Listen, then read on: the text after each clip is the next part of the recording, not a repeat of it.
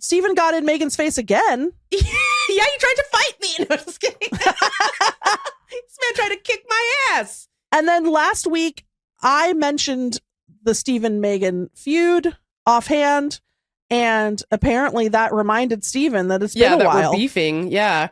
So this is like Kendrick and Drake, except I think I might be Drake in this scenario. I think you might be Drake. But it's like, oh my God, Stephen dropped again. Oh shit. So anyway, I have not listened to this. I'm not joking. We got this like 7 minutes ago when we were talking about something else. This is the first I've heard of it. And I thought, oh, well, if I can upload it while we're recording, I'm going to do that so we can just like live react to it. And I think I figured it out. So here we go. Greetings, my fellow Text Me Back-alites. This is Kingleheimer Stephen on the mic, coming to you with some disturbing news. I hope you're sitting down.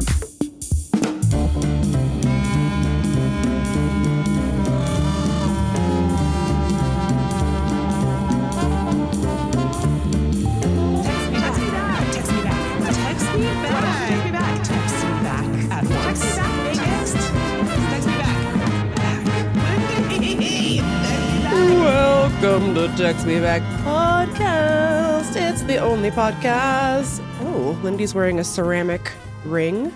I feel like that would stress me out because it's so fragile. Fragile. I don't have time to worry about that because it stresses me out for a different reason, which is that it doesn't my connect flesh. Spooky. It stabs and abrades my tender finger. Well, ow! I'm taking it off. The things we do for beauty. Yeah. Okay, girls, here we are on Text Me Back podcast. Sorry, I'm having a little seltzer water situation. Yesterday was a special day, and did it give you a little bit of a special tummy ache? Your special day? I love La Croix, but I did have a special day. We're going to talk about that in a new segment we're calling ESPN. No, it's just going to be called Tidings. Just regular Tidings, I think. Tidings : ESPN. Yes. And Chong Chong, Judge Meg's Lane is back for a special snake themed edition of Judge Meg's Lane. Yeah. / Snake of the Week, I guess. So we could play the song. Always a good excuse to play the song. Chong Chong. And low stakes advice, because some of you wrote in requesting our advice on things that are not stressful and don't matter that much. Thank you. And maybe you'll tell us what you're watching, or why don't you tell us a mini what you're watching in your tidings, because you're talking about your birthday? No, because it is a long story. But for the record, just really quick, I went and saw I Love Boosters by Boots Riley. It was a really, really good movie. It was insane and like really disgusting, parentheses complimentary. Apparently there's one scene that is making people get up and leave the theater. Couldn't be me. I thought it was perfectly enjoyable. And I accidentally went to a showing that was me and a bunch of babies. It was like baby's day out, and I didn't realize that. And I got there's a fucking baby in my seat. And I said, in your seat? Yeah. I mean, she was there with her parents, but still, this baby was fresh too, like 1 month old, brand new to earth. And the parents just bought 2 seats, and then they used my seat to set up like a little situation for their baby. And, you know, it wasn't a full theater, so I just scooched over one. But I was like, but if somebody comes for this seat, you're going to have to move. But here's the thing, and I genuinely am not mad about it. Whatever. But also, it's like, if you want to be sure that your baby can have their own seat, you should buy a seat for the baby. Is that even a movie for babies? It's absolutely not a movie for babies. It's barely a movie for adults. And I say that as a compliment. You know what I mean? Yeah. But this baby's 1 month old. What is it going to remember at the end of the day? Mm-hmm. Anyway, it's $9. It's a matinee on baby day and Tuesday's discount day at the Alamo. So why wouldn't you just pay the $9? I don't want to sound out of touch, but it's $9. You don't have that? What are you talking about? How much could a banana cost, Megan? $10? $10? How much could a baby possibly cost? You know? Yeah. Anyway. Megan, but it was a great movie. I highly recommend it. Okay. But if you don't like it, don't tell me. I don't want to hear about I'm going to see it and I'm going to like it. I took off my glasses because... My glasses. I can't see without my glasses. You know, and I can't. And I also can't hear without them or feel normal. But the problem is because I decided to use my ring light today because I did Makeup by Shelby. So I decided to use my ring light, and then it makes a ring on the glasses. So then I thought I should take the glasses off, but now I can't see you. And I feel like I feel lost, adrift. Why don't you put your glasses back on? Yeah. Okay. Wow. Oh, she did it. I'm She's ready to back. party. We're ready to do podcast. So I guess we'll start with Tidings.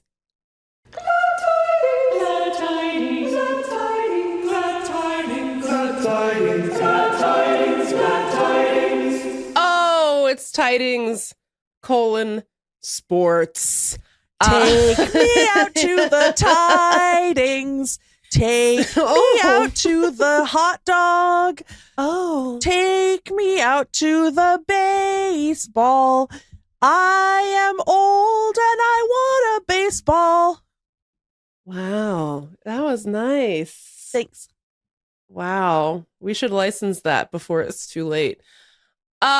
Okay, yeah, yesterday was my birthday. Wow, I was so thrown off by the beauty of that song.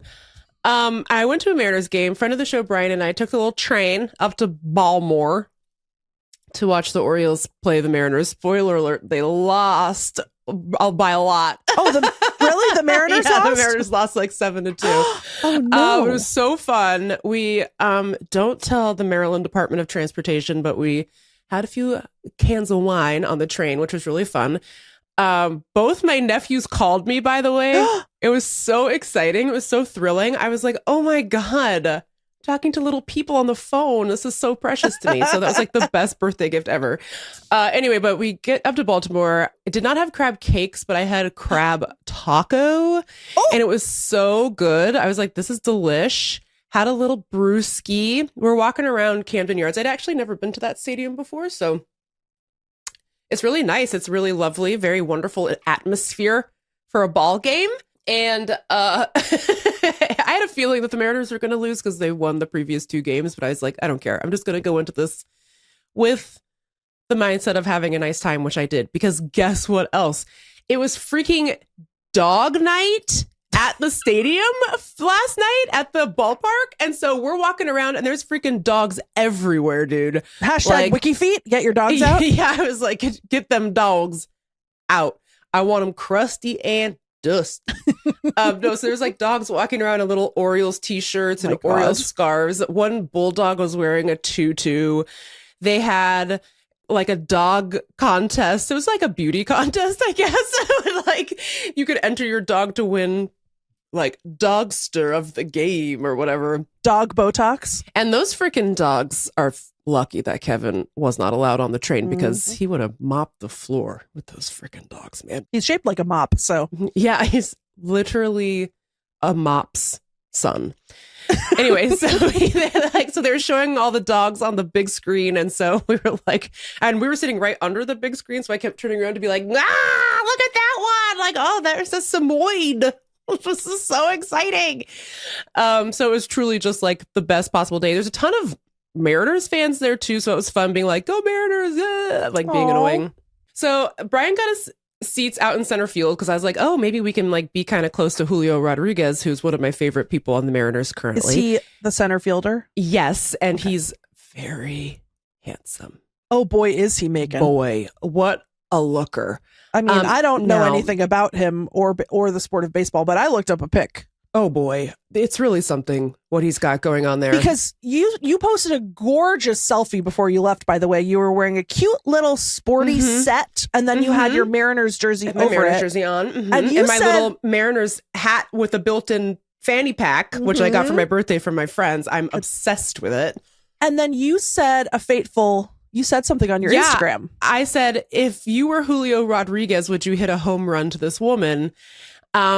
And it was just such wonderful foreshadowing. So we get there and it turns out not only are we close to Julio Rodriguez, we are up on him. Like we are like all up on Julio Rodriguez screaming, yeah. You know what I mean? Like we were so close to him. He was like I was like, oh no. And then I got a little embarrassed, because you're a little bit farther away. There's more of a buffer to be like, ah! But like he can see my face. He could pick me out of a lineup. The next thing he knew, you were all upon him. Screaming. Yeah. It was fucking crazy. So, we get there and they're like, before the inning starts, they like play catch with each other to warm up, which is really cute. So they're playing catch and I'm like, Julio, throw me a ball. And then I go, it's my birthday. Woo, throw me a ball. And he looks over at me and goes, okay. And I was like, oh shit. Oh my God. I'm crying already. And I was like, I swear it's my birthday. I'm not just saying that to get a ball. And then he's just kind of like, okay. Like, and all right, girl, I hear you. And I was like, oh no, I'm being annoying. I have to stop. So then he throws a ball up into the stands and it's over my head. I can't get to it. And he sort of looks at me like, what? Like he puts his arms up and just goes, hello. And I was like, I'm sorry. I'll be ready for the next one. And he goes, okay. Like, okay. You looked like a woman with a 24-inch vertical. He said, with that hat on? I thought we were working with something here. I guess not. Anyway, so the game proceeds. Everyone sitting around us was super nice and super funny. We were just kind of like trolling each other, but politely. So you were surrounded by Orioles fans? Orioles fans, yes. And so So Julio must have been so excited to see you there, to have an ally. Oh, I'm sure, yes. I'm sure he was absolutely delighted. He was lost in the wilderness, and then he was like, a Mariners fan. Actually, there were a few, not like right next to us, but just like one row over. There was a small group of Mariners fans too. And so, I would just go like, go Josh Naylor, go whoever was up. And then the guy next would be like, no, don't go. And so, but it was like nice. It was friendly. Yeah. It was not like mean. No, that's And then funny. at one point somebody goes, do bad. Everybody hates Macklemore. And I was like, let me stop you right there. You're not going to get me with the Macklemore diss because that guy fucking sucks. And so we had a nice little conversation. Did you tell them that you went to high school? And I told him that we went to high school together. I said, his real name's Ben Haggerty. And the man had a visceral reaction to that. He goes, really? And I was like, yeah. Anyway, so it was really, really funny. And like 3 more innings go by, and each time Julio's trying to throw me a ball, and each time I can't get to it, and he's like, what Julio. the hell? And the person sitting next to me was like a child. He was like, it's so hard for me to know how old people are, but he really couldn't have been older than like 16 or 17 or something. Uh-huh. And he's a big Orioles fan, and he was there with his girlfriend, and I think their parents were there somewhere, and so they're just being cute little teens like at the baseball game. And I was like, oh, that's really nice. And he's like, who from your team do you think is going to go to the All-Star team? And I was like, well, probably Julio, actually. He's probably like the most popular player on the team. Maybe Josh Naylor. I don't know about Cal Raleigh because he's been injured. And so whatever. And I think he just kind of was like, I did not expect this old lady to know anything about And I'm not like an expert by any means, but I think he just thought I was a dumb weirdo, which I am. So he was right about that. So, but we had a nice little thing. And so he's watching this saga of me trying to get a ball from Julio. And he too is like, you got to catch it, man. What are you doing? And I was like, I'm trying. I was like, next time he throws it up here, you have to get it and give it to me. And he goes, okay, fine. so he oh goes, my so God, you're Julio building comes back- bridges. I know. So Julio comes back out, looks right at me, and he goes, ready? And I'm like, listo. So I'm listo. Estoy listo. I'm ready. And he throws it, and the kid next to me catches it, and he gave it to me. And here is my ball. I got a ball. It's so exciting. So he didn't hit a home run to me, but he gave me this ball. Megan, it's better than if he hit a home run to you because so it's much better. Personal. He personally, and by the way, you not catching the first 14 balls, that's on him as a professional ball thrower. He should have been on target. I was like, I've seen that laser to home plate. You can't get a ball to me, Julio. Hello. But look how nice my ball is. Isn't it so cute? No, that's so exciting. I've never in all my years going to Mariners games have I ever gotten a ball. I've never caught a ball. I've never had a player give me a ball. It's so exciting. I'm so happy. It was so great. That is, you know what I like about this for you? Because I feel like this is a part of your personality that doesn't get explored enough or celebrated enough. It's very dad core. Oh, And I love that because I feel like you're like a dad style boy aunt. You're an aunt to boys. You crack them up and do sports with them. And I feel like I've always been able to picture you as the kind of person who has a baseball in a plexiglass box on your wall. You know what I mean? Now it's happening. And now it's happening. And I think the next step, what we need to do to complete the dad coded boy aunt era plexiglass baseball box is #plexiglass baseball box is we need to get to some sort of meet and greet where you can get it signed. Oh my God, I have to get it signed. I've been thinking about that nonstop since yesterday. I don't know how I'm going to do it. I'm going to another game on Saturday, but I don't think I'm going to be close enough. And there's probably not going to be any opportunity for me to get it signed, but I'm just going to have to angle for some sort of Julio meet and greet in the future. There's no way that it's impossible. We have to be able to do it. We have to be able to do it. It was such a delight. And he was so nice. And everyone was being so nice to me, even though I was being incredibly annoying, like the whole game. It was just the best. I was like carrying my ball all the way back to the train station, like, I got ball. And Brian's Meagan, like, relax. I just can't imagine a better, conclusion to the day. It makes me cry. I know, I'm so emotional. I haven't had a birthday this good in so long. I would have been happy with everything leading up to getting ball. And then I get ball on top of all. I would have been happy with just dog night at the park. Right. Okay. Like the fact that dog night was scheduled on my actual birthday is actually insane. Right. So you would have been happy with just crab taco. I would have been happy with just beer, and I got all of that. I got all that shit. The fact, Meagan, that I got to see you post. Don't cry. I think she's actually getting emotional. No, hold on. Oh no.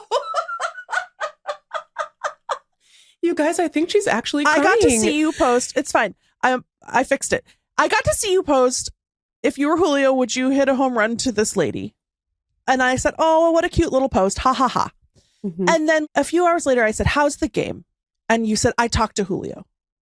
And I was like, oh my God, what's going on? Oh my God, she talked to Julio. We're vibing. We caught a vibe. It was beautiful. Yeah.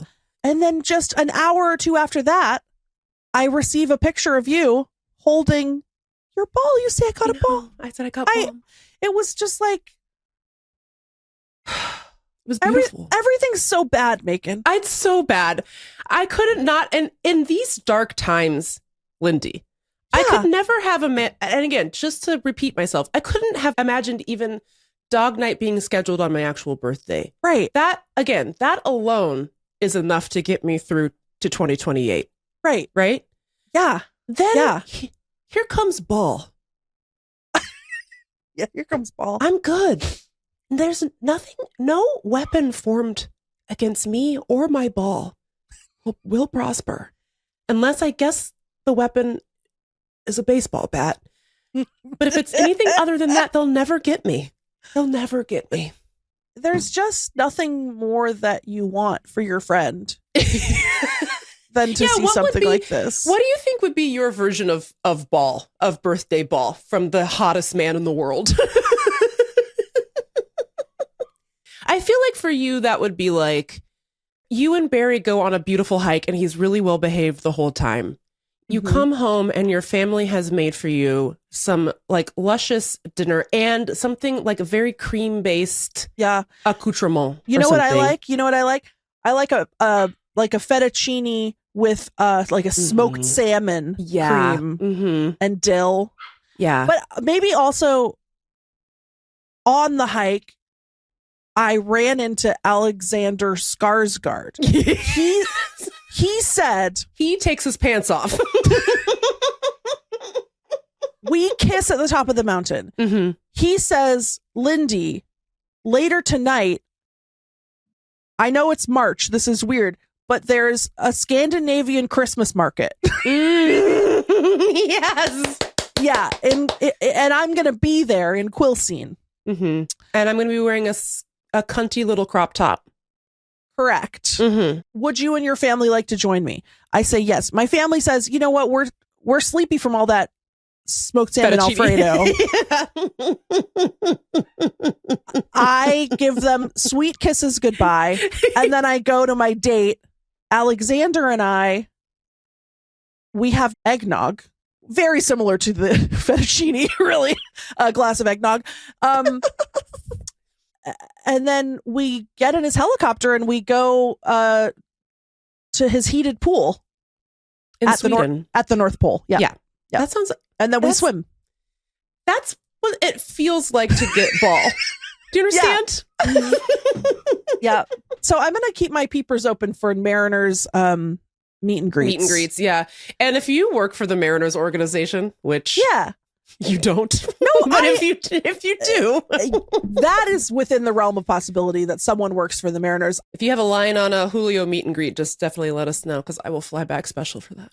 We can make this happen, Megan. Megan, I'm just so happy for you. It was so beautiful to watch. I'm sorry that I called you an uncle-coded boy aunt. Why are you apologizing? That was hilarious. I'm glad. I just wasn't sure because it's not like obviously if you had nieces, sure they can also like sports, or your nephews might want to do Makeup by Shelby. I don't know. I know, but I think what you're saying is teen boys are famously difficult to win over. I think is what you're saying. Not all, but as a cohort, they are often difficult to win over. I was just going to say too, like, so after I got the ball, my younger nephew called me when I was on the train, so we chatted for a bit, but the connection was kind of spotty, so we couldn't talk for very long. My older nephew called me when we were in the stadium, and I had just gotten the ball. And so I answered it, and I was like, Isaiah, guess what? I just got a ball from Julio Rodriguez. And he was like actually? And I was like actually? No, I'm lying. I'm lying to impress you. Yeah, I was like, yes, actually, he actually gave it to me. We had like a whole conversation. I think he said, did you tell him it was your birthday? And I was like, hell yeah, I told him it was my birthday. So anyway, it was really nice. And I was like, I'll send you a picture, which I haven't done yet. So I'll send him a picture of my ball so he can enjoy it. And then, and then the Orioles hit a home run at one point to center field. Like right as Brian's taking a big piece of chicken, I stand up to yell. I'm standing up yelling, no! And then Brian goes, oh my God, I bet we were just on TV. And I was like, yeah, probably. So I went to watch the highlights this morning. And unless you know what you're looking for, you would not know it was us. But I know it's us. Yeah. And it's like Brian sitting there eating a chicken finger and me standing up going, ah! It's like the perfect encapsulation of our personalities, like our true natures exposed on ESPN. So I will post the very grainy photo of Brian and me at the baseball game on our Instagram so people can see. Oh, I can't wait to see it. I'm so proud of you, Megan. Yeah, oh my God. And I'm so happy for you. Truly a perfect evening. And I woke up feeling 44 years old today. 2 beers will do that to you. Yep. So I did have to take some Excedrin and lay down for many hours, but we're good now. Oh, well, happy birthday. Thank Welcome you. to being 44. Yes, I'm officially 44. Last week I was 43. Mm-hmm. This year I'm 44. Anyway, what have you been up to? I have a mini tiding that just happened today. So your tiding was Tidings : ESPN. Correct. My tiding is Tidings : ESP. Ooh. Okay. Earlier this morning, big promises with that. Yeah, get ready to have your ass rocked with spookiness. Earlier this morning, Roy and I are having a nice morning, having our little coffee in the dining room. Aham got up at the crack of dawn and went kayaking. Barry's chilling. Everything is peaceful. It's a beautiful sunny day today. All of a sudden, Barry does one of his behaviors, because he has barks and vocalizations that I'm very familiar with that mean pay attention to me, throw my fribby, ball, pet me, ball. Mm-hmm. Yeah. Why are you ignoring me? Mm-hmm. Scratch my little head. Cute.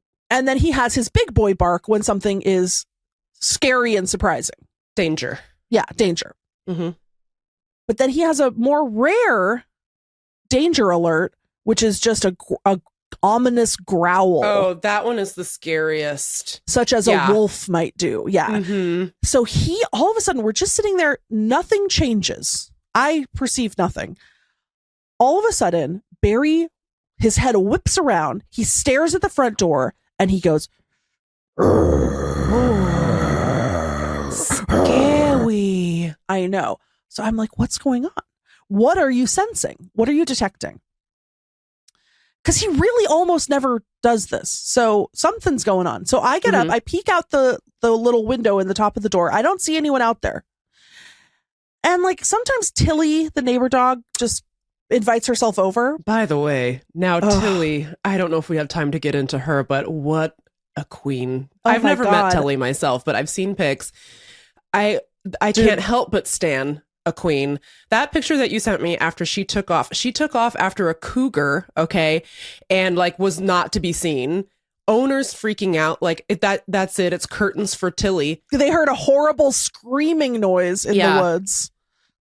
Somebody locates Tilly, carry her home 1 mile. This picture of Tilly after she's been returned into the loving arms of her mother is the funniest picture I've ever seen.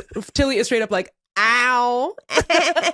Like she is so happy. It's the best day of Tilly's little life. I don't know this dog, but what a vibe. What a vibe. You're going to lose it when you meet Tilly. She's wait.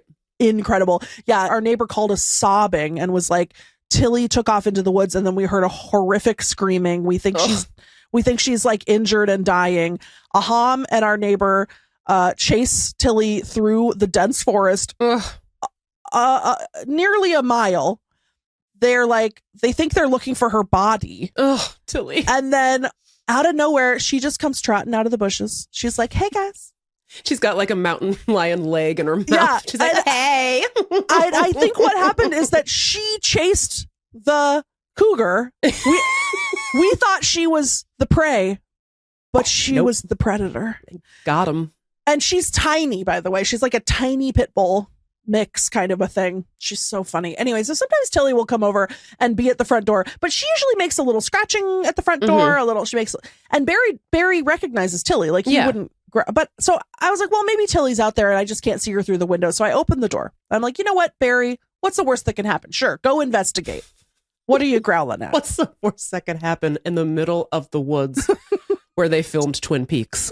Dude, our neighbor caught a bear on their trail cam just like 2 days ago. And this is a close neighbor. This is like two doors down. They caught a bear on the trail cam. This bear's skinny as hell.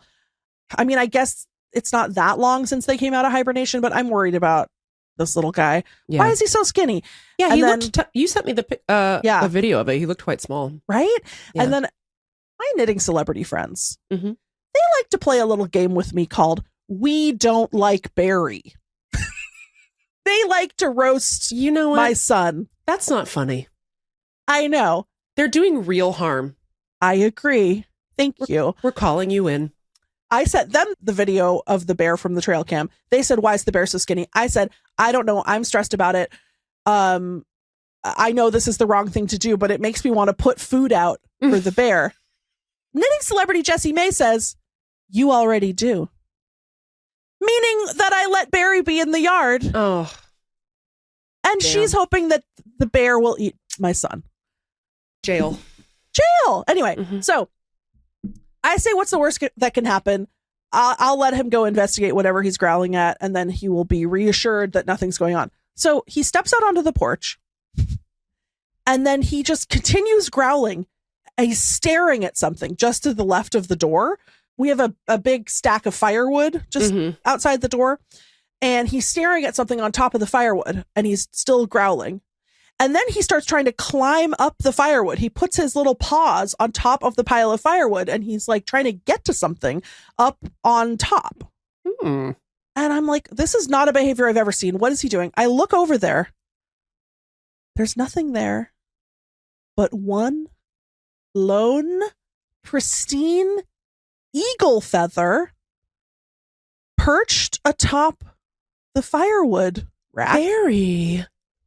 And Barry is like obsessed with this eagle feather. He's sniffing and sniffing. He's staring at it. He will not leave. He won't go back inside. He keeps trying to climb the firewood. He like needs to know what's going on with this eagle feather. I say, Roya, did you find an eagle feather and put it here on the porch?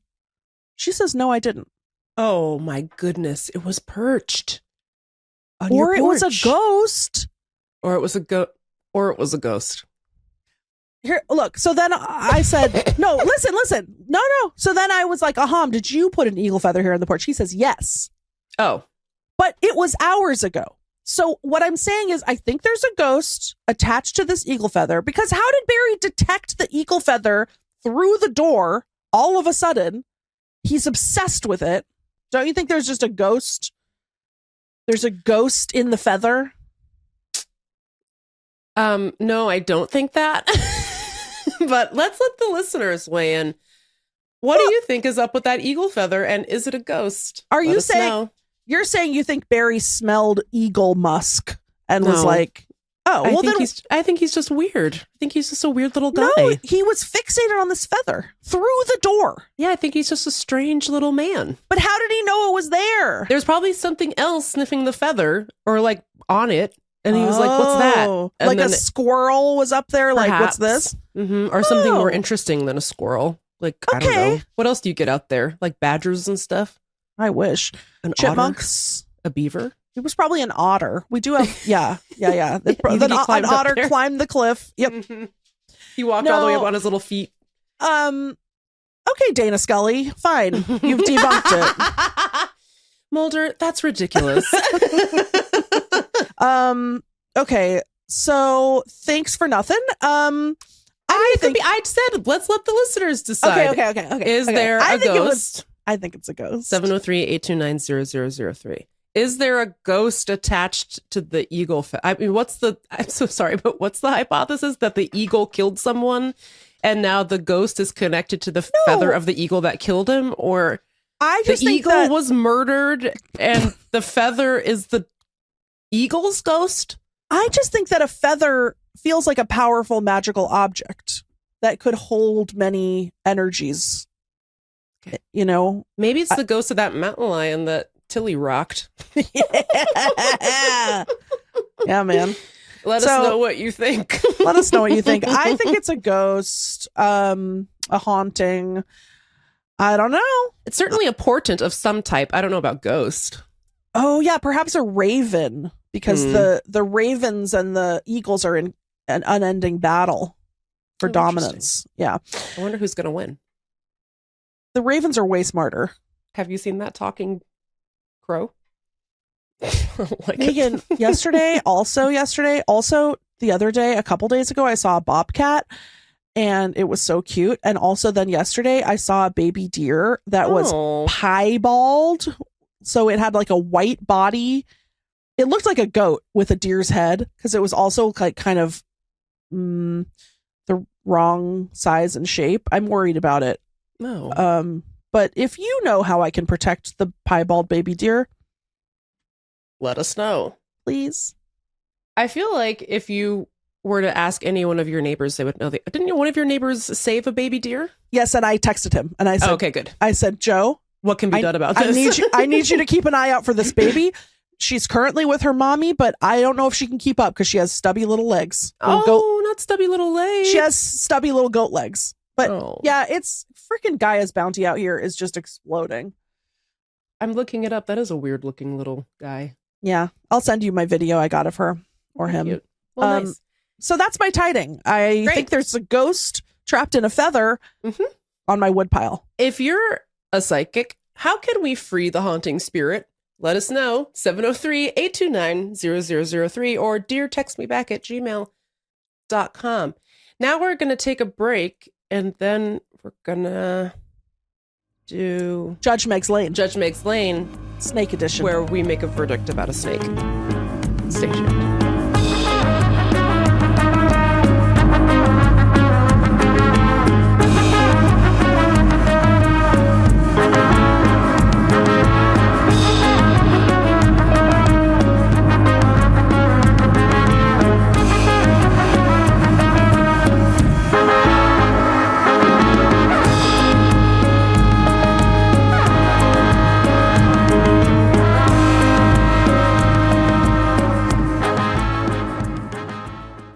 We're back.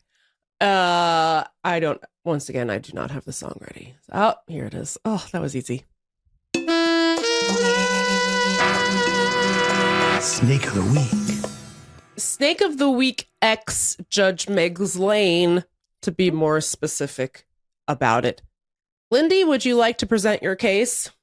Yes, I would, Megan. So the other day I was watching a snake video on Instagram, and it was a kind of snake I'd never heard of before. Some kind of cobra that I've now forgotten which kind it was. Some species of cobra that was new to me. And so I was like, oh, I should read about this cobra. Because that's a hobby of mine. I like to suck up snake information everywhere I can. Why would you say it like that?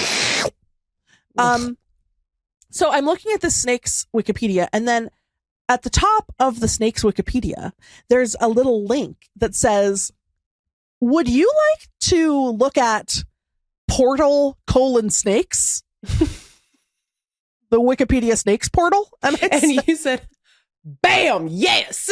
Hell yeah. So I click through to portal:/snakes, and it is just, it's a cornucopia of snake information. Nice. And I see the next 10 years of my life unfolding before me. I'm just going to be reading portal:/snakes. 10 years. Okay. Wow. Hang on. That's your ball. It's freaking portal:/snakes. You're right. You're right. So the snake portal, you know how on the main Wikipedia page, it'll have like an article of the day that just sort of auto rotates. So it shows me the snake of the day, basically, which, okay, they need to back off a little bit because you're infringing on some intellectual property, which is, as we've established, illegal. The snake of the day is something called European viper. Mm-hmm. Okay. I'm like, oh, European viper. I just don't think about there being venomous snakes in Europe slithering around biting people. Yeah. You know, you kind of think of it more of a Southern Hemisphere situation. When I think of Europe, I guess I mostly just think of the big cities. Sorry to do rural European erasure. And also, everyone, I think, is guilty of this, of thinking of Europe as being very cosmopolitan and like fancy. And like the vibe of that doesn't vibe with the concept of snakes. Sorry to snakes. Yeah. But they got wild places over there, it turns out. They do, man. And so there's something called the common European viper. And I was looking at this little picture, and it's a kind of cute, tiny little guy, not regarded as especially dangerous, but it can bite you, and it is venomous. Your body doesn't want to be bit by it. So, no. Okay. Then it awakened in me a flicker of a memory. Naked. The year was ? 2004, maybe? 2005? I don't know. I'm in Europe with my sister. Okay. We've just come from Romania. And we went from Romania for our brother's wedding. We went to Greece. And then we went to Italy for a couple of days. And then we went to the UK. So while we were in Italy, my sister wanted to go to this place called Bamarzo, where they have this crazy sculpture garden where this freak built all these like terrifying monster statues in the middle of the woods. It's called like the Wood of the Monsters or something. Oh, God. Yeah. A very Mara thing to want to go see. And they built them. He made these statues for his girlfriend, I think. And she was like, oh, thanks.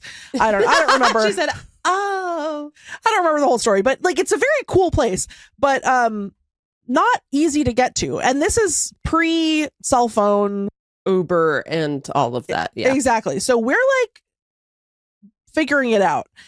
And God, we used to be more resilient. Megan. I know. I mean, I'm such a baby now. I like now, even these days, I'm like, oh, I don't know if I want to go to XYZ country because the language barrier. And it's like, there's barely a language barrier. You can always figure it out, but I'm like, it's going to be scary. Like, I was even a little bit spooked to go to Puerto Rico, where it was obviously completely fine. Lots of people speak Spanish, but lots of people speak English too. And I actually, in fact, know enough Spanish to like make something happen. Like, it's not that big of a deal. Oh, I think you've demonstrated that on this show. Hola. Okay. Está bien. Bueno. Thanks. Like, although I can just really quickly say, like, I was so flattered at how many times people came up to me and just assumed I spoke Spanish and would just like speak Spanish to me, and I'd be like, "Oh, no, nice. I don't know." Yeah, that's like when sometimes people will speak Norwegian to me in Norway, and then I get to say, "Jeg kan ikke snakke norsk," and then I made one of my great aunts laugh because I said, "Jeg kan ikke snakke norsk," and then I said, "Jeg forstår ikke," which means I understand nothing. And she was like, "Jeg forstår ikke." Anyways, okay, so Mara wants to go to Bamarzo. So we take some sort of bus or train. I don't even remember. It was like we took a train from Rome, like a couple hours outside of the city. Then we take a bus. And like, it's just incredible to me that we figured this out. I know. I want that back make, and I want I know. I wonder how much of it is. So sorry. God, all this podcast is just interrupting each other and then digressing. Yeah. But I wonder if that's age related or if it's mostly like creature comforts related. Like, is it just that I've become so comfortable with how easy it is to find out information that like the thought of being kind of thrust and like left to my own devices is scary? Or is it because I'm old and like as you age, you become maybe a little bit less adventurous? Yeah. I guess we'll never know. You know, now that you say that, and I'm thinking about it, I think my sister was like 36 at the time. Like, I think she was much younger than we are now. Oh, so I was in my 20s. I was like just out of college. But she would have been about the age that I'm thinking would be the age where you're like, I'm a little bit spooked. I'm a little bit scared. But maybe not. I don't know. I would be very curious to, by the way, when we asked our listeners, do you feel more of an adult if you have kids? Pretty much everyone wrote in to be like, hell no, dude. I don't know what the fuck is going on. So if you're a child and you're listening to this, just be aware your parents don't know what they're doing at all. No, sorry. You should get some comfort in that knowledge that everybody's just doing their best. Yeah. So we get out to the middle of nowhere, and we've really not planned this out that well.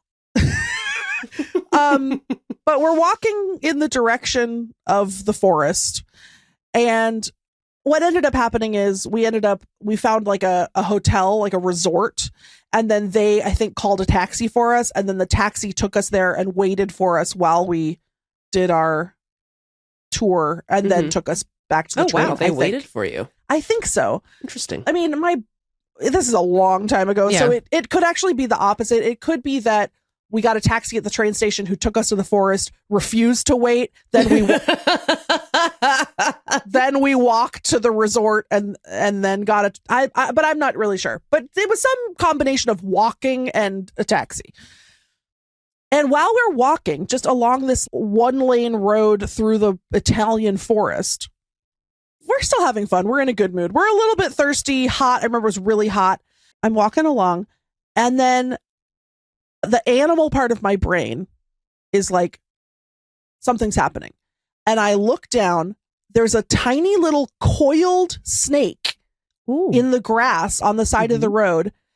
As I look, it strikes like you would see a snake strike in a nature documentary. Whoa. It at you? Strikes at me, at my ankle. And because I just barely detected it, I jump out of the way. I like hop, skip forward, and it misses me by inches. Oh my God. How have I never heard this story before? Well, I kind of forgot about it until I read the phrase European viper, common European viper. Yeah. And so what I want to know today, Judge Megs Lane, do you think that I was nearly murdered? I was worried this would be the question. Do you think I was nearly murdered by the common European viper? Yeah.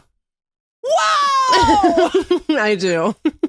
That's my ruling, is that this unknowable question I would like to answer right now. think that you're well, right. I don't know. Do you remember what it looked like? Did it match the pic? It was little, coiled up, and it had like venomous snakes. They sometimes will have like a little kind of a heart-shaped head. Okay. You know? And I think are they found in Monsters Wood? Oh, good question. Hold on. Let's see. What's the range? I'm going to need some evidence on that. Let's say what's the range? What's the range? Does this snake have the range? It's not found in Italy, is it? No. Okay, so then no. It wasn't. Hold on. Venomous snakes of Not Italy. me asking the most basic possible question about where the snake is found, and you're like, oh, I don't know. I didn't even check. Italy is home to 4 native species of venomous snakes, all of which are vipers. Is it the same type of viper? It's the same family. Same family of viper. This is called there he is. Yeah. Vipera aspis. It's the asp.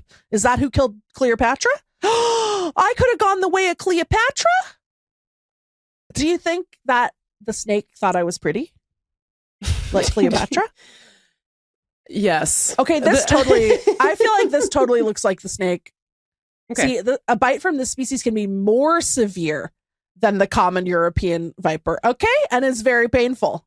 So it's a different snake than you were thinking, but it's in the same family. But it's worse. Okay, so my ruling is no, it wasn't the same snake. That bit you. It was a different snake with a slightly worse bite. Now, do I think the snake thought you were pretty? You're saying this happened in 2004? I'm going to say no, only because we both looked like absolute shit until we turned like 29. It's so It's true. not personal. It's not personal. I just want that to be really clear. It's so true. You know that meme that millennials all went to the club and business casual? It's not a meme. That's what was going on. Okay. So Millennials. I think that snake said, take that blazer off. Megan, I did wear a blazer on that trip. I have so many pictures of me in my blazer. Take off that pencil skirt. You're not at work. That's why he was biting you. He said that is insane thing to wear. Literally You're not every 48. Megan, every day on that trip, I wore a denim pencil skirt and a pink corduroy blazer. Shut the fuck up. And I looked good, Megan. Man, I can't even talk Megan, because I think good. I think I was wearing pencil skirts. I think I might have been doing blazer. I was for sure doing statement necklace. Like those had us all in a chokehold in the early aughts for sure. Well, not a chokehold, Megan. A very long neck drape on us all. It was bad. Oh, it was my bad. God. So yeah, no offense, and it's not personal, but no, the snake was not impressed. Yeah. And that's why it was going after you. That's right. Okay. He said you shouldn't leave those ankles exposed in that skirt, dude. By the way, the forest is called Sacro Bosco, or Sacred Grove, or Park of the Monsters, Parco dei Mostri. And I did know that Bosco meant forest because my old Vespa the color of my Vespa was called Verde Bosco. Oh, which means forest green. I knew that it was called Bosco because when you get gelato, there's one called Frutti di Bosco, which is mixed berries of the forest. Yummy. Sorry about that. So, okay, thanks, Judge Vince Lane. You have really cleared up a lifelong mystery for me, which is, did I almost die on my way to the garden, on my way to, or possibly from the Garden of the Monsters? And the answer, it seems like, is yes. Final question for the judge. Can I call myself a snake bite survivor? No. And he didn't bite you. Okay, well, you were too agile to be bitten. Disappointing outcome for the plaintiff today. Unfortunately, you have lost on all counts. Well, if you've ever been to Grove of the Monsters or seen a European snake, let us know. Let us know. We're going to take another break, and when we come back, we got one segment left. It's called Low Stakes Advice.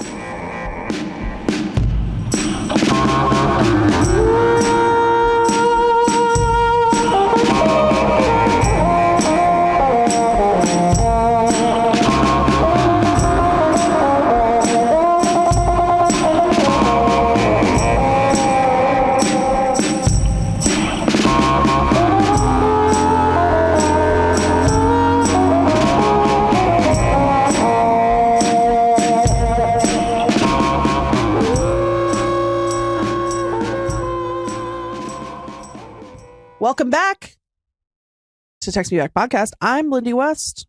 With me, as always, is Judge Megs Lane, and we're here to give you some low stakes advice, which we could use a theme song. If you want more low stakes advice, a great way to get us to do it more is to send us a jingle. We could use a Judge Meg as well. Judge Megs Lane jingle as well. That's right.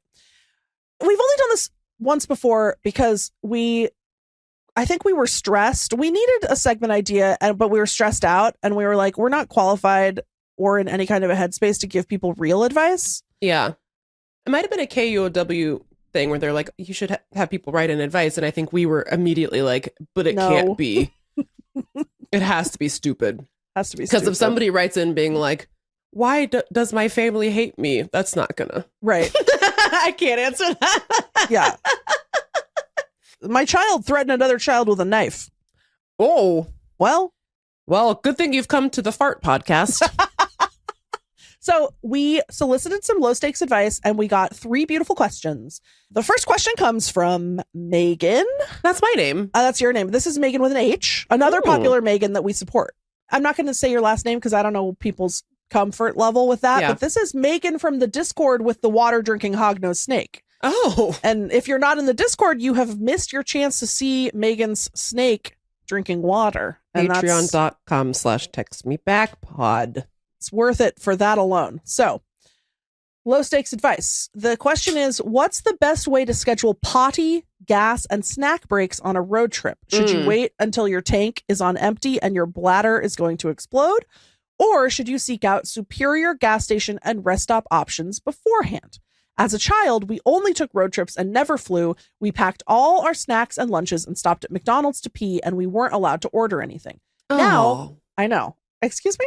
Now I just wing it when I'm on the road, and I can't seem to figure out the best way to get fuel and make minimal stops and be satisfied. Can't wait to hear what you usually do. That's such a good question. I feel like I know what you usually do. What do you think I do? I think you're a little bit more chaotic with it. Yeah. Yeah, like kind of flying by the seat of your pants a little bit. Yeah, well, first of all, I famously never pee. I don't enjoy it. I prefer not to. I don't have time for that. I don't have time. So I think part of the reason why I like road trips is because it forces me to be a better version of myself. I get a little bit regimented with it. I pee every time I stop for gas. And that's just the rule, because otherwise I will avoid peeing for a very, very long time. And then I have to make an extra stop just to pee. Basically, every time I stop, I do it all. I buy a snack. I have a number one and I get the gas. And a technique that I have developed on these road trips, and people may disagree with this, I get gas as soon as it hits half a tank, because I don't want to ever be stranded. And that's not what I do at home. At home, best wishes. Yeah. But I just, if I'm driving long distances, I don't ever want to be stranded in the middle of nowhere without gas. Yeah. And so it just is better for my mental health to fill her up every time it gets halfway down. And that also happens to be quite a good pee-pee schedule. Interesting. Yeah. Huh. I actually would not have guessed that. I was thinking you would live life more like you do when you're at home. Yes. And I think that on my first road trip I did. And then I've refined my techniques on my second road trip, and I realized that I don't have to fester in this van. I don't have to fester in this van. And even though I'm blessed with the special bacteria that causes me to not get UTIs, I don't need to be sitting squirming and sweating in the van. No, yeah. I don't do a lot of road trips. I feel like I'm somewhere in between those polars that Meagan provided. I wouldn't say I sit down and look at a map and like map out, okay, I'm going to run out of gas around here. And then I like triangulating where the gas station is.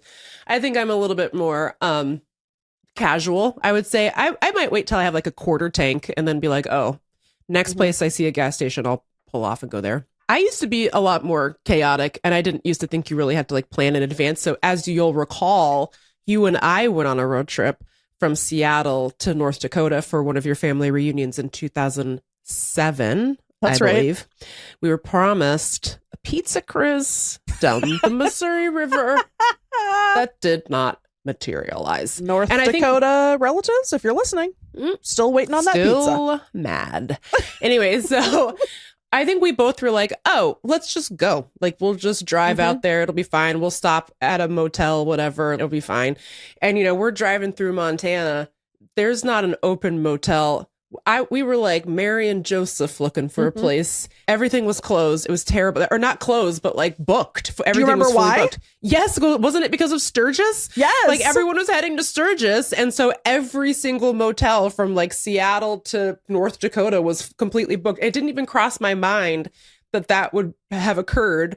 So the first night we slept in the parking lot of like a Motel 6 and sleep is a euphemism for we laid in abject terror that we'd be murdered by the killer in the Motel 6 parking lot. It was so horrible. And I think it was that same road trip where we thought we had enough gas, like get to the next town. And we were like driving on empty through like misty roads of, I don't even know where we were at that point, maybe still Montana. And we were like, there are no exits. There is nothing. Like if your car runs out of gas, like fully runs out of gas and stops, we are cooked. Like, and again, this was 2007. So I'm sure we did have cell phones, but barely. Not like now, There's not a map in it. Like, no, we literally had a paper map where we were trying to like see where the highways connected with the other highways to get us like from west to north or whatever, or east to go up north. It was so insane. And so after that road trip, I was like, never again will I leave the motel finding to fates. I will be figuring out exactly how long we can drive before we need to stop. I will find like motels in those places. Like it was the scariest. Yeah. The scariest thing ever. Not to besmirch the biker community, but like that's who's going to Sturgis. And some of them are bad. Yeah. And sometimes there are knives. Yeah.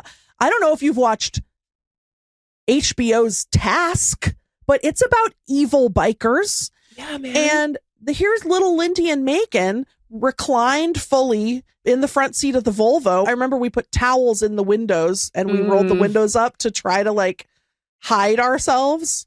Yeah. Now, bikers can also protect people famously. So it's hard to know what kind of biker would come about. We don't know. But we survived. We survived the night. And I also remember when we were in the wilds of Montana, potentially facing certain death. You said a famous line that I've never been able to shake, which is the only way out of here is through a grizzly's colon.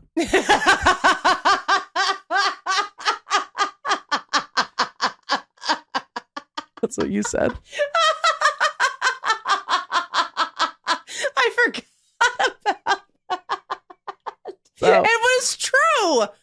That's what we had to do. We had to drive through a grizzly's mouth and ass. Yeah. We finally came out in North Dakota. It blasted us out. Well, we went to South Dakota first to go to Mount Rushmore. So it was just bikers everywhere. And they were, and they're Harleys, man. And they're like terrifying vests that are like, here's all the men I've killed and whatever. And that fucking Flintstones RV park. I was like, what is happening? And by the way, Mount Rushmore, ? Sucks. Yeah, it's really small. Like it's really so small. tiny. And I have more cultural literacy now. And like, of course, it's evil also as well. Yes. But even if it wasn't evil, that shit sucks. Yeah, it's not a good. Although I remember we bumped into a bunch of the Norwegians at Mount Rushmore. They got a real kick out of it. They're like, what the fuck is this? And I was why did you do this? I said, girl, I don't know. It's fucking weird. Weird as hell. Anyway. Also, I will make a special stop for a Buc-ee's. I've never been to a Buc-ee's, but I'm hearing they're selling a new limited edition Buc-ee's bikini, a Buc-ini that is like cheetah print and has Buc-ee all over it. So something to think about. Meagan, we're gonna have to go to a Buc-ee's, and I'm sure the people that own it are evil or whatever. But who knows? At this point, I can't. I don't know. A Buc-ee's is a true paradise to me. So I will make a special stop for a Buc-ee's. So I don't even know why we bothered to do that whole segment. Because Google Gemini, without my consent, has suggested a reply to Meagan from the Discord with the water drinking hognose snake. Google Gemini's low stakes advice is, oh my God, the water drinking hognose snake is iconic.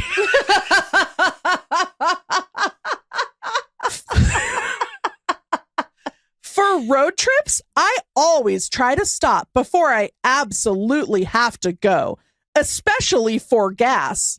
What does that mean? Already, that doesn't make any sense. That doesn't make any sense. If I wait until the tank is low, I feel like I end up at some sketchy place.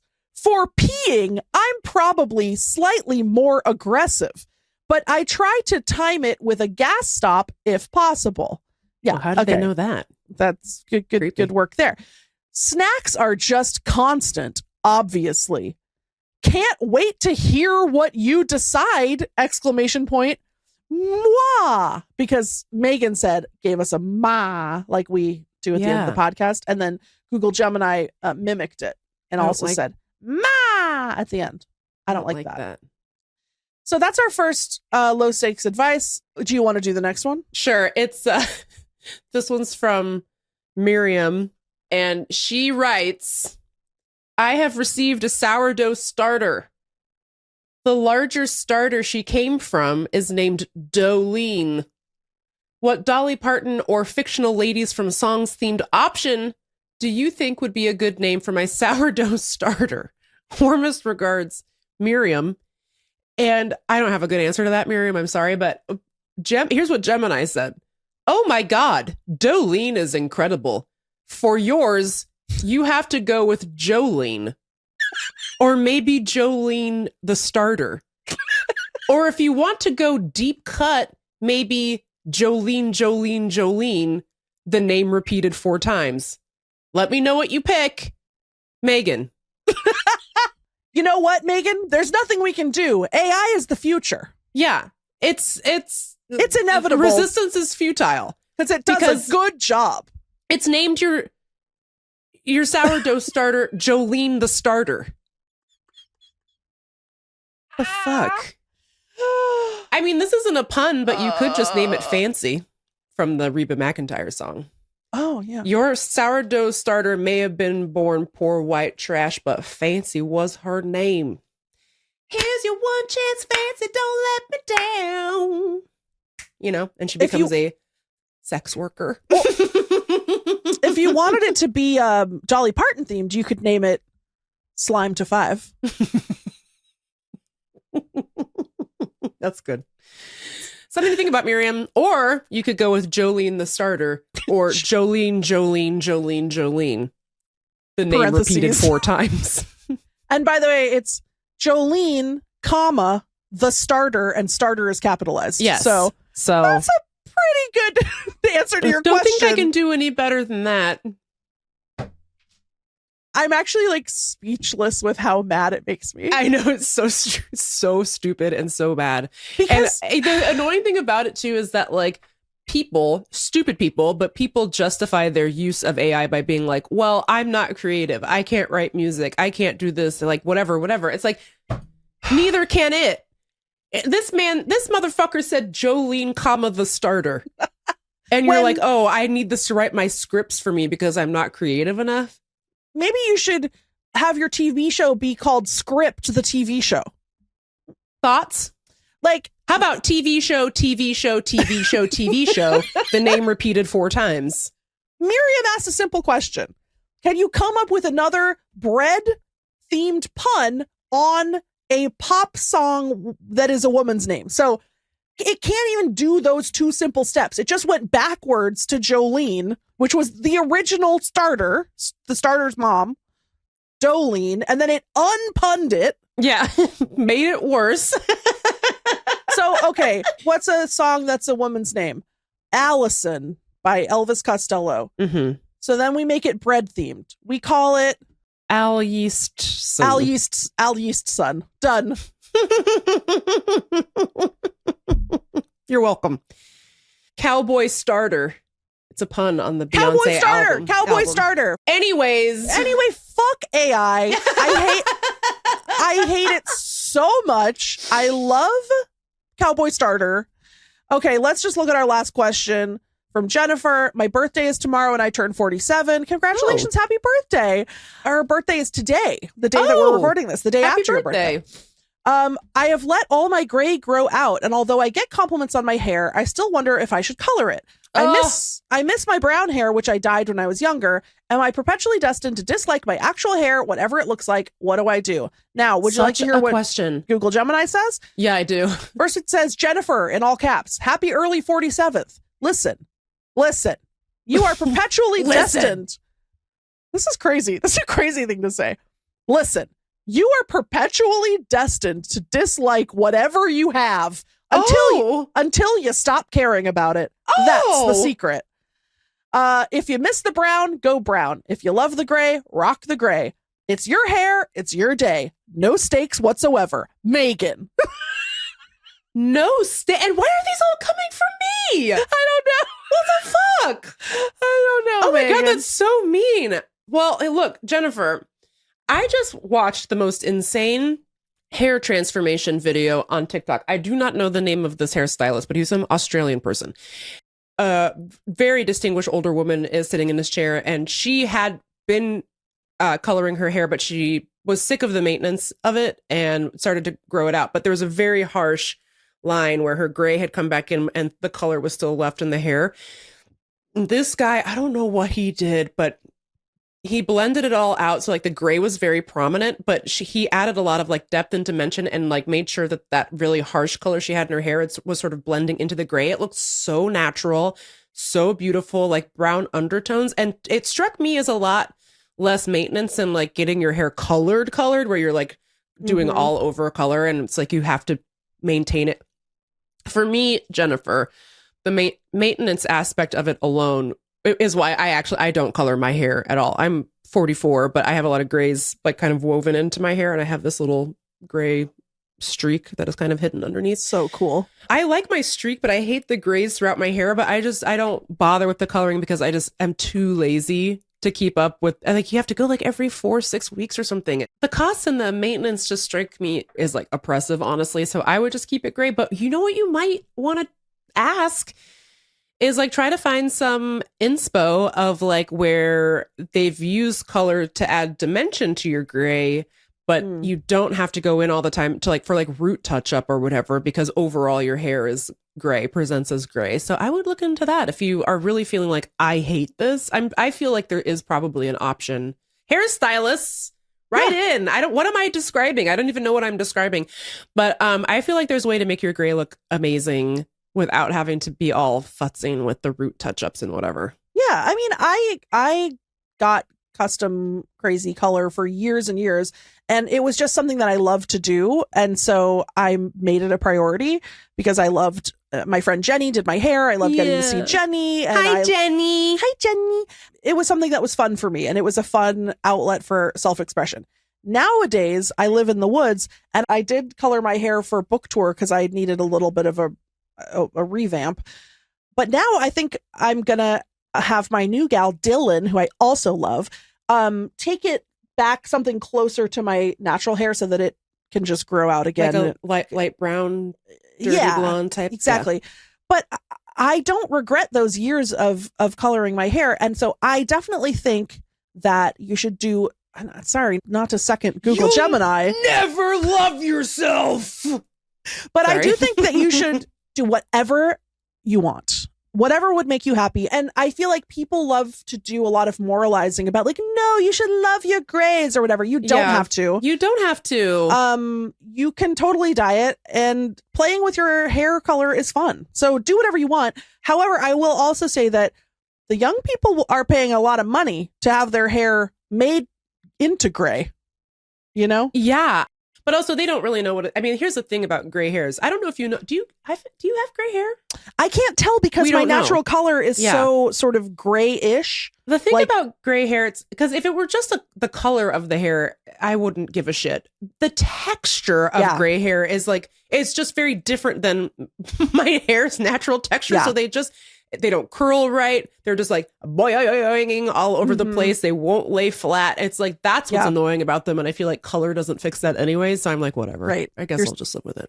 I know that's the one thing that makes me think I maybe don't have grays, because they are that other different texture, and I haven't noticed any, but I don't know. My grandpa's hair turned white. Ooh, and I think that would be fun. Yeah, Leland Palmer style. But that was for evil reasons, so I don't want that for you. But yeah, I think we support you doing whatever you want to do, and so does Google Gemini, frankly. So resistance is futile. That's right, Jennifer. Well, happy birthday, and I hope send us pics of your hair, whatever you decide to do. Yeah. I hope that helped. If you if you have other questions that we might be able to assist with, let us know. 703-829-0003. Dear text me back at Gmail. Dirt Kerm. Low stakes advice is fun. It is fun. Honestly, anything you want to send us that helps us produce the show by, say, taking the thinking aspect of this off our plates really helps us out a lot. You got a weird story? Any of you been involved with a killer lately? Oh, yeah. Have any of you had your lives saved by a biker in South Dakota? Mm-hmm. Write in. Let us know. Megan, we have got to do a watch-a-watchin' maybe next week about these documentaries where the cops did a bad job. Oh my God. I didn't even tell you. I haven't even told you what pissed me off so bad about that. I know. Yeah. So watch that fucking British one. I forget what it's called. Rachel Witness Nickel. is it's such a sad story. I know. It's so sad what happened. She was killed in front of her 2-year-old son in the middle of a park in England. And the cops did not do a good job investigating or solving the case. I know, it's shocking. It's crazy. But that's what? All right, we're going to take a break. Actually, before we do that, I just want to say one thing. We did a After Dark a couple weekends ago where we did talk about a different documentary, Dark Wizard, because I hate adventurers. And we do those once a month. The last Sunday of the month, we do an After Dark. So if you're interested, sign up for the Patreon. It's only for Patreon subscribers, every level except for the $1 level. Yeah. Patreon.com/textmebackpod. All right. As you can hear, my dogs are getting upset. So we're going to take a break and end the show.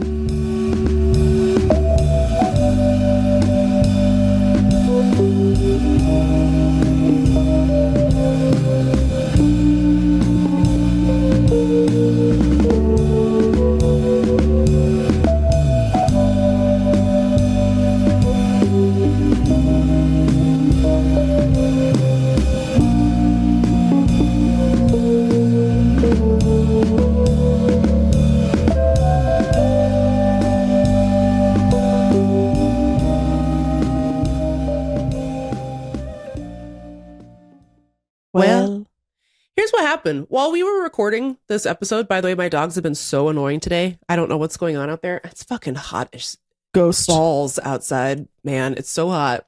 Have you seen any feathers outside your house? It's probably a ghost. Anyways, that's not what I want to say. While we were recording, I got a little notification on my phone from a young man named Stephen O'Bent. The subject line of this email is, "Megan, get your trash out of my driveway." and the body of the email says, "Dear Megan and Lindy, I found some litter in my driveway, so I wrote a song about why that's Megan's fault. Happy birthday, Stephen." And I said, not me in the middle of recording my podcast with this man. It reignites our feud. What is this? If you haven't been following, Megan and Stephen have a simmering feud. And so Stephen is one of our Kingleheimers. Stephen has written several of our most beloved jingles. Segment Pubes. His wife did What You Watchin'. He and his wife did What You Watchin'. Jingle. He's in the choir. He's in the choir for Tidings. He's one of the Was Tidings there singers. One other one? Yeah. But what? But what was it? If you're Stephen. Let us know. Wait, did Stephen do? Oh yeah, normal news. Yeah, normal news. Yeah, that's what it was. Okay. Yeah. So Stephen roasts Megan's ass in the Discord. Yeah, because I don't remember what it was, but it was like, Megan, talks for an hour about how she hates when people complain. Also, Meagan, constantly complaining or something. It wasn't that, but it's it was a like podcast, Stephen. Like that's what it's for. He called out righteously some hypocrisy on the part of our. Not you taking his side. I'm just the narrator. Whatever. Stephen called out Meagan's hypocrisy. Meagan said Stephen is banned from the podcast. He was excommunicated from the entire community. That's right. Then something else happened. I can't remember. Stephen got in Meagan's face again. Yeah, you tried to fight me. No, just kidding. This man tried to kick my ass. And then last week, I mentioned the Stephen Meagan feud offhand, and apparently that reminded Stephen that it's been a while. We're beefing. Yeah. So this is like Kendrick and Drake, except I think I might be Drake in this scenario. I think you might be Drake. But it's like, oh my God, Stephen dropped again. Oh shit. So anyway, I have not listened to this. I'm not joking. We got this like 7 minutes ago when we were talking about something else. This is the first I've heard of it. And I thought, oh, well, if I can upload it while we're recording, I'm going to do that so we can just like live react to it. And I think I figured it out. So here we go. Greetings, my fellow Text Me Back-alites. This is Kingleheimer Stephen on the mic, coming to you with some disturbing news. I hope you're sitting down. Yesterday, as I rode my e-bike home to my single-family craftsman house in my cozy North Seattle neighborhood, I saw something that shook me to my core. There, in the otherwise immaculate driveway, were 2 pieces of trash. Now I know what you're thinking. You're thinking, hey Stephen, don't you have 2 small children who constantly leave various forms of garbage all over your house, yard, and driveway? You're not wrong, my very perceptive friend. But this trash was different. 'Cause they were 2 plastic cups messing up my driveway. 2 plastic cups from a local coffee chain. 2 plastic cups someone left in my way. 2 plastic cups are driving me insane. My heart raced, my mind reeled. Who would dare perform such a flagrant act of vandalism? Who could have committed this literal hate crime? What kind of heinous criminal has it out for me, Stephen, specifically, and also canonically has no qualms about littering? And then I remembered. A clarion call from the very first episode of Text Me Back. I was like, no, unbelievable. And then he put it on my car and tried to make a big show of it as if, like, sir, I am a sociopath who litters. Sir, I am a sociopath who litters. I am a sociopath who litters. Megan at your maze. Why did you do this to me? Megan at your maze. I demand accountability. Megan at your maze. You can't handle critique. Megan at your maze. You're the snake of the week. Megan at your maze. Now you got me mad. Megan at your maze. I don't like to nag. Megan at your maze. So come pick up your trash. It's the ultimate clash between the kayak dad and the crazy lady living in a bag. This is just going to be humiliating for you. Oh, my bad. There's names on those cups. It says Jill and Zavog. So not you. Apologies, Megan. Happy birthday. And hi, Lindy. Sorry, people on the internet are fucking weirdos. Hope y'all doing good. Love you both.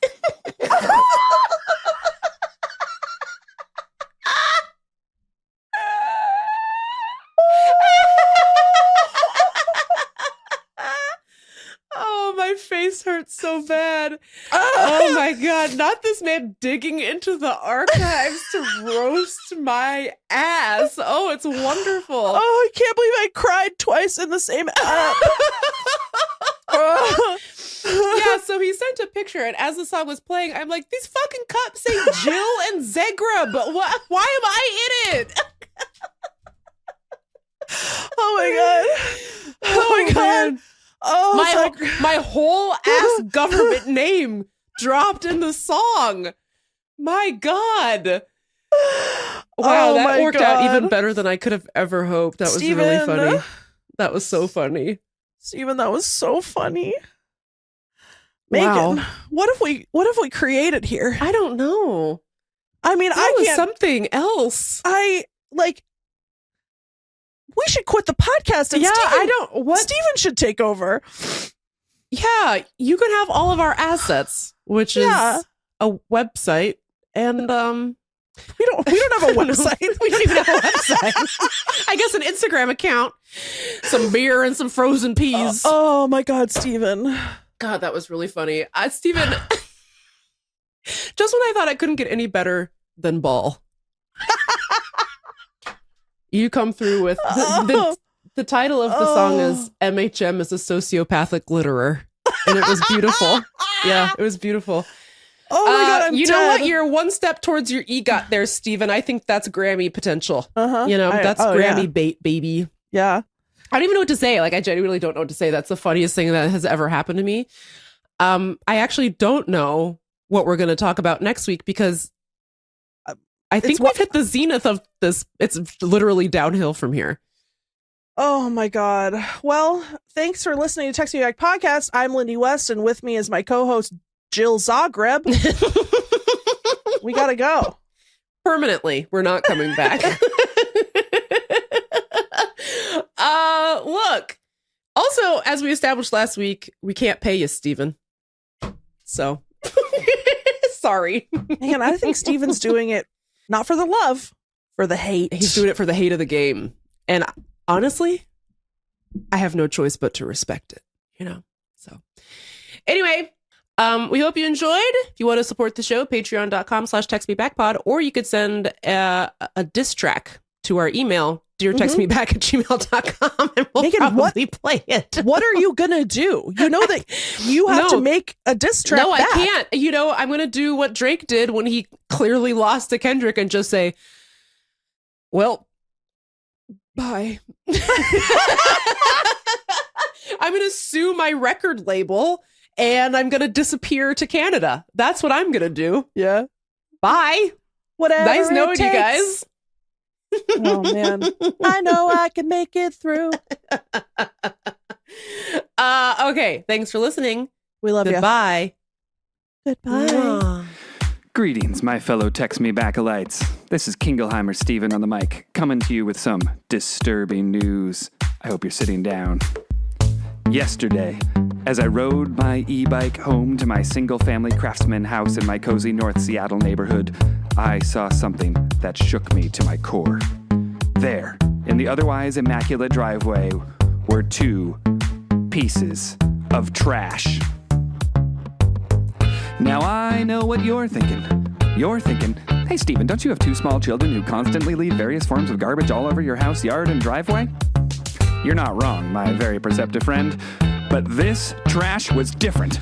Cause they were two plastic cups messing up my driveway. Two plastic cups from a local coffee chain. Two plastic cups someone left in my way. Two plastic cups are driving me insane. My heart raced, my mind reeled. Who would dare perform such a flagrant act of vandalism? Who could have committed this literal hate crime? What kind of heinous criminal has it out for me, Stephen, specifically, and also canonically has no qualms about littering? And then I remembered a clarion call from the very first episode of Text Me Back. I was like, no, unbelievable. And then he put it on my car and tried to make a big show of it as if, like, sir, I am a sociopath who litters. Sir, I am a sociopath who litters. I am a sociopath who litters. Megan at your maze. Why did you do this to me? Megan at your maze. I demand accountability. Megan at your maze. You can't handle critique. Megan at your maze. You're the snake of the week. Megan at your maze. Now you got me mad. Megan at your maze. I don't like to nag. Megan at your maze. So come pick up your trash. It's the ultimate clash between the kayak dad and the crazy lady living in a bag. This is just going to be humiliating for you. Oh, my bad. There's names on those cups. It says Jill and Zavog. So not you. Apologies, Megan. Happy birthday. And hi, Lindy. Sorry, people on the internet are fucking weirdos. Hope y'all doing good. Love you both.